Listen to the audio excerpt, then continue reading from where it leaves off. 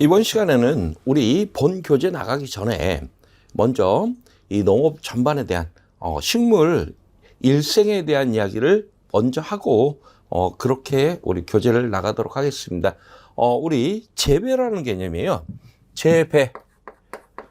재배라는 것은 식물을 키우는 걸 우리가 재배라고 표현하고 있죠. 그런데 우리가 식물을 키우는 가장 큰 목적은 뭡니까? 이 농업이라는 표현. 업이라는 그 단어가 글자가 붙었다라는 얘기는 이걸 식물을 키워서 먹고 살겠다라는 이 직업이라는 개념이 들어가거든요. 그러면 이 농업을 하는 가장 큰 이유는요, 이거죠. 돈이 돼야 된다는 얘기예요. 그러면 작물을 재배해서 가장 큰 돈이 되기 위해서는 생산량이 많아야 될 것이다. 그럼 어떻게 해서 생산량을 늘릴 것이냐 봤더니 수량 삼각형이라는 얘기를 합니다. 이 삼각형의 면적이 넓어지면 넓어질수록 수확량은 증가할 것이다. 그럼 이 삼각형이 넓어지기 위해서는 이 삼각형의 세 변이 고르게 발달해야만 넓어질 수가 있는데, 그러면 면적을 수량이라 한다면 이 세 변은 유전성, 환경,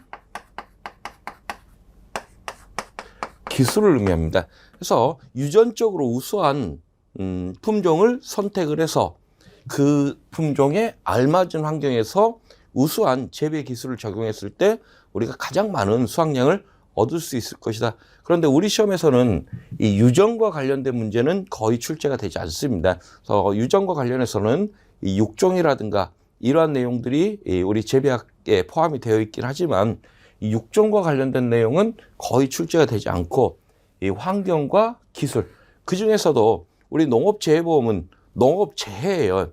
재해가 왜 일어나요? 환경이 맞지 않았을 때 재해가 많이 발생을 합니다. 따라서 우리 시험에서는 이 환경과 관련된 문제가 가장 출제 빈도가 높습니다. 그러면 이 환경에 포함되는 내용들을 봤더니 식물은 땅을 기반으로 해서 자라가고 있습니다. 그래서 토양 환경이라는 게 하나 있고요. 그래서 어떤 토양에서 식물 재배가 가장 잘 될 것이냐, 그리고 또 이런 토양 관리는 어떻게 할 것이냐 하는 내용이 하나 들어갑니다. 그리고 두 번째는 식물은 온도가 맞아야 되겠죠. 그래서 온도 환경. 그리고 세 번째는 물이 있어야 삽니다. 그래서 수분 환경. 그리고 네 번째는 식물은 이 엽록소를 가지고 있기 때문에 광을 이용해서, 광에너지를 이용해서 이 유기물을 만들어낼 수 있는 그러한 능력을 가지고 있습니다. 그래서 광환경. 그리고 이 광합성을 하기 위해서는 필요한 게 뭐예요? 이산화탄소죠. 그리고 또 식물도 생물이다 보니까 호흡을 목적으로 산소가 필요합니다. 따라서 대기환경. 마지막으로 이 식물 혼자만 살아가지는 않습니다. 혼자만 살아가지는 않고 주변의 여러 환경, 특히나 다른 생명체와 유기적인 관계 속에서 이 생육을 하다 보니까 주변의 다른 생물 환경, 이 생물 환경 속에서는 뭐 예를 들어서 토양 내에 여러 가지 세균이나 이런 곰팡이, 이런 미생물들이 있습니다. 그럼 그 중에는 식물에 유익한 작용을 하는 그런 미생물도 있는가 하면 그렇지 않고 식물에 병을 유발시키는 그러한 미생물도 있겠죠. 그래서 여러 가지 이러한 환경들 속에서 이 우리가 식물을 재배하게 되는데, 이러한 환경 관리를 어떻게 해줬을 때 가장 수확량을 많이 얻어낼 수 있을 것이냐. 그리고 이제 기술이라는 개념은 각각 식물이 이 종자에서부터 싹이 나오고, 그리고 자라고, 꽃이 피고 다시 열매를 맺는 이러한 과정들 속에서 재배라는 것은 인위적으로 식물에게 무언가 해준다라는 개념이 들어가 있어요. 따라서 언제 어떤 역할을 인간이 해줄 것이냐, 이게 재배 기술입니다. 그래서 우리 재배하기 여러분들이 어렵게 느끼는 가장 큰 이유는 이러한 것들을 생각하지 않고 단지 외우다 보니까 앞에서 한번 외워요. 그리고 나서 좀 지나서 뒤에 또 나오면 또 외우고 있어요. 그리고 이제 몇 장 지나고 나면 또 나오거든요. 또 외우고 있어. 한 3번쯤 외울 때쯤 되면 아, 이거 어디서 본 것 같은데 라는 생각 들죠. 하지만 이 큰 틀을 생각하지 않고 그냥 암기하다 보면 계속 외우고 있는데 막상 내가 외운 데서 시험 문제가 나오지 않으면 문제 해결이 안 되는 이러한 그 사고가 터질 수가 있습니다. 그래서 여러분들한테 이 시간에 해드릴 것은 종자에서부터 다시 종자가 만들어지는 데까지 큰 이 사이클을 하나 그려놓고 각 사이클별로 어떤 환경에서 가장 알맞은지, 그리고 또 그 상황에서 인간은 어떤 역할을 해줘야 되는지, 이렇게 사이클 속에서 필요한 부분들을 밀어넣는, 그래서 먼저 가장 여러분들이 그 본 교재 들어가기 전에 하셔야 될 것은 큰 틀을 하나 그리셔야 돼요. 그래서 첫 시간에는 큰 틀을 그리는 이러한 작업을 우리가 한번 해보겠습니다. 그러면 우리가 식물이 종자로부터 출발하죠. 종자를 놓고 봤더니 이렇게 생긴 종자도 있고 이렇게 생긴 종자도 있습니다. 일반적으로 이 부분 여기를 배 또는 배아라고 표현하죠. 여기도 마찬가지입니다. 그리고 나머지 부분 여기를 배유라는 표현을 쓰고 있습니다.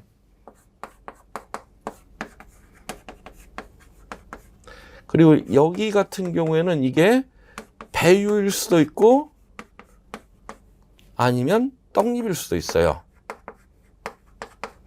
그래서 이렇게 생긴 종자를 우리가 단자엽 식물, 이렇게 생긴 종자를 쌍자엽 식물 이렇게 표현하게 되는데, 단자엽이라는 것은 싹이 나올 때 배에서 이렇게 싹이 한 장 나오고 뿌리가 이런 형태로 나오는 이러한 종자를 단자엽 식물이라고 표현하고요. 쌍자엽은요, 이런 형태로 싹이 나오는 식물을 우리가 쌍자엽, 떡잎이 2장이다, 떡잎이 1장이다 이렇게 표현하고 있습니다. 여기서 이제 기본적으로 출제되는 게 이 배, 요 배는 앞으로 향차 싹이 나와서 식물로 발전할 모든 기관들을 다 가지고 있다. 그리고 배유는 혼자 싹이 나온 이후에 뿌리로부터 양수분을 흡수해서 독립 영양을 할 수 있을 때까지 양분을 공급해주는 역할을 한다. 이런 개념이 하나 잡히고요. 또 하나는 문제 중에 다음 중 배유 종자는 무배유 종자는 이런 유형의 문제가 출제가 되고 있습니다.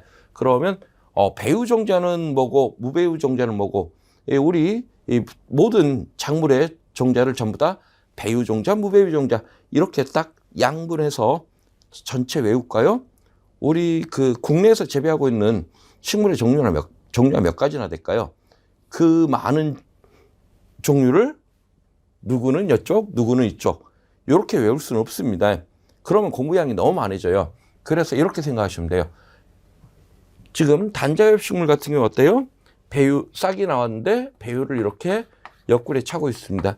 배유 옆구리 차고 있으니까 얘를 배유 종자.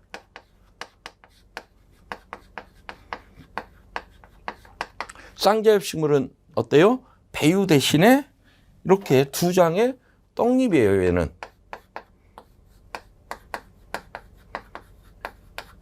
배유 어디 갔어요? 배유가 없죠.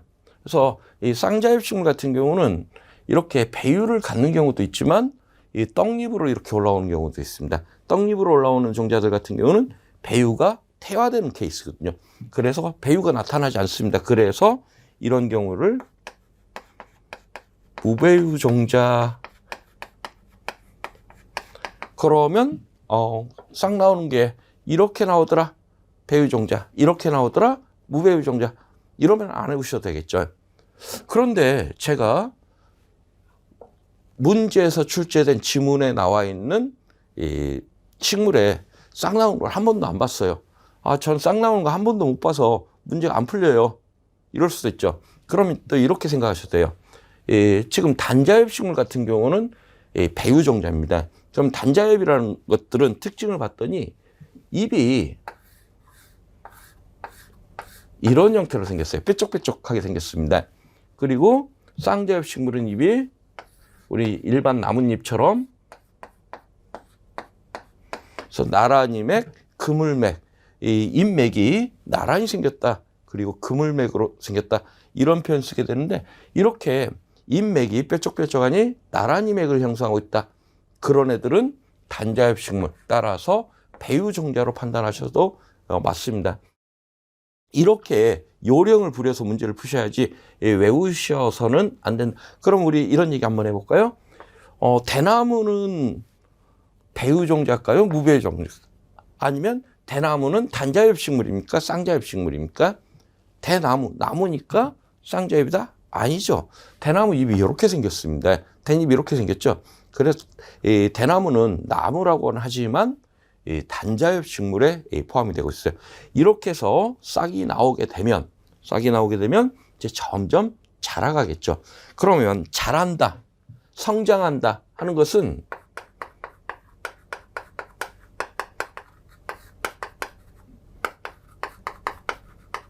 새로운 세포가 만들어진다는 것을 의미를 하고 있어요.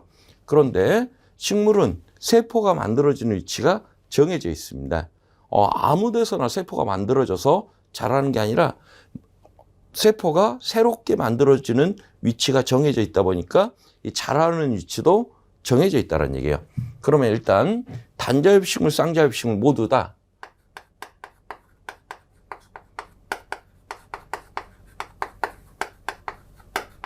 정단 분열 조직이라는 걸 가지고 있습니다. 정단, 맨 끝에 세포가 새로 만들어지는 조직을 가지고 있다.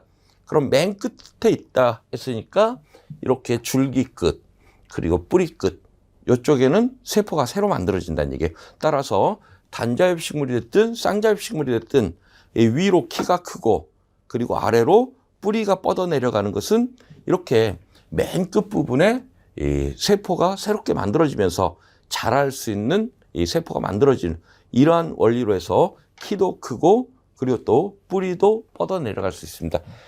그런데 봤더니 단자엽식물 뭐 갈대라고 해볼까요? 갈대 같은 경우에는 어때요? 위로 키는 크는데 옆으로는 안 뚱뚱해집니다. 그러죠? 옆으로는 안 뚱뚱해져요. 하지만 쌍자엽식물 나무들 같은 경우 어때요?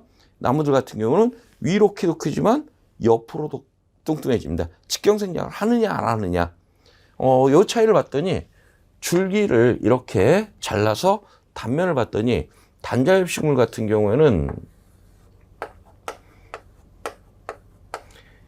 구멍이 갈대 줄기 잘라서 단면을 보면 구멍이 숭숭숭 뚫려 있습니다. 그런데 이 구멍들이 물과 양분이 이동하는 통로들이에요. 그래서 이 구멍들을 봤더니 이렇게 어떠한 일정한 형태를 갖추지 못하고 중구난방으로 배열되어 있는데 쌍자엽식물은 딱 잘라봤더니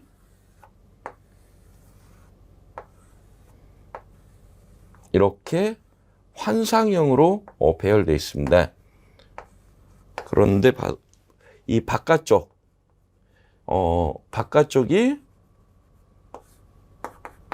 사부, 그리고 안쪽이 목부, 그리고 이 가운데 뺑 돌려 있는 이 선, 이걸 형성층 이렇게 표현하고 있어요.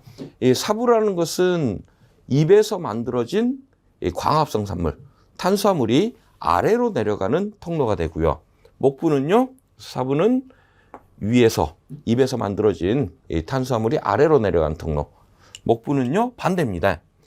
뿌리에서 흡수한 양분과 수분이 위로 올라가는 통로가 돼요. 그리고 이 형성층은 세포가 새로 만들어지는 위치입니다. 그래서 이렇게 쌍자엽식물 같은 경우는 줄기에 세포가 새로 만들어지는 이러한 그 기관을 가지고 있다 보니까 옆으로도 계속 뚱뚱해지더라. 시간이 지나면 나무가 자꾸 굵어지는 이유입니다. 그리고 이제 나무가 굵어진 나무들을 봤더니 잘라봤더니 뭐가 있어요? 나이테라는 게 있죠. 나이테가 왜 생겨요? 나이테는 이렇게 형성층에서 세포가 새로 만들어져서 개가 자랐던 흔적이 그대로 남는 것을 우리가 나이테라고 하고 있어요. 그럼 이제 경우에 따라서는 나이테가 좀 넓기도 하고 좁기도 합니다. 넓다라는 얘기는 세포가 많이 자랐다는 얘기죠. 그럼 그의 환경이나 온도라든가 아니면 강우라든가 이러한 여러 가지 환경 조건이 좋아서 많이 자랐음을 의미하고요. 나이테가 저분에는요, 환경 조건이 안 좋으니까 세포가 많이 자라지 못했던. 그래서 나이테를 들여다보면 이 나무가 환경이 어떤 환경에서 살았구나라는 것을 우리가 알 수가 있습니다. 그래서 이렇게 이 자라는 위치가 서로 다르다 보니까, 세포가 분열되는 위치가 서로 다르다 보니까 자라는 방식이 다르고요. 그런데 요건 이제 쌍자엽 식물에서는 이런다면, 단자엽에서는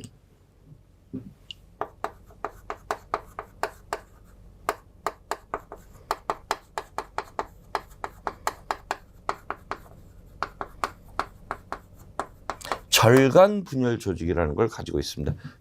마디절자예요. 마디 사이에 세포가 새로 만들어지는, 그래서 마디 사이가 자라는 현상이 나타나는 것은 이렇게 마디 사이에 세포가 새로 만들어지는 위치가 있다 보니까 마디 사이가 자라는 이런 현상을 볼 수가 있습니다. 이렇게 해서 세포가 새로 만들어지면서 식물체는 점점 자라요.